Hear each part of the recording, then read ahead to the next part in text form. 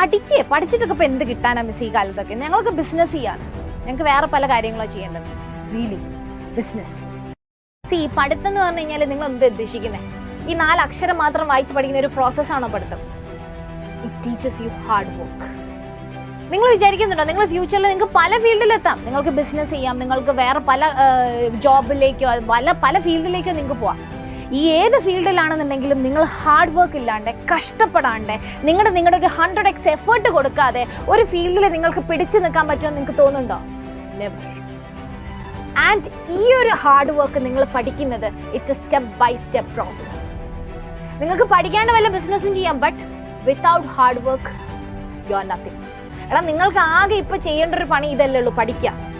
നിങ്ങൾക്ക് ഇപ്പൊ ഈ ഒരു പ്രായത്തിൽ നിങ്ങൾ വേറെ വല്ല പണിയോ ആരെങ്കിലും ഏൽപ്പിച്ചിട്ടുണ്ടോ? നിങ്ങളുടെ വീട്ടിൽ നിന്ന് പാരന്റ്സ് പറയുന്നുണ്ടോ നിങ്ങൾ രാവിലെ പണിക്ക് പോകണം, എന്നിട്ട് പൈസ കൊണ്ടുത്താ, എന്നിട്ട് പഠിക്കാൻ പോകണം എന്നൊക്കെ നിങ്ങളോട് പറയുന്നുണ്ടോ? നോ. നിങ്ങൾക്ക് ഈ ഒരു പ്രായത്തിൽ ഇപ്പൊ നിങ്ങൾക്ക് ചെയ്യാനുള്ള ഒരേ ഒരു പണി എന്താ? പഠിക്കുക. അതുപോലും നിങ്ങൾക്ക് മര്യാദയ്ക്ക് ചെയ്യാൻ പറ്റില്ല എന്നുണ്ടെങ്കിൽ നിങ്ങൾ ലൈഫിൽ എവിടെ എത്താനാ? നിങ്ങൾക്ക് എന്താ ചെയ്യാൻ പറ്റുക ലൈഫിൽ? ഈ ഒരു പഠിക്കുക എന്നുള്ള പരിപാടി ചെയ്യാൻ പറ്റുന്നില്ല എന്നുണ്ടെങ്കിൽ നിങ്ങളുടെ ലൈഫിൽ നിങ്ങൾ വലുതായി കഴിഞ്ഞാൽ നിങ്ങൾക്ക് എന്തെങ്കിലും ചാലഞ്ച് വന്നു കഴിഞ്ഞാൽ can you complete it? This is not demotivating you. This is not letting you down. This is just reality.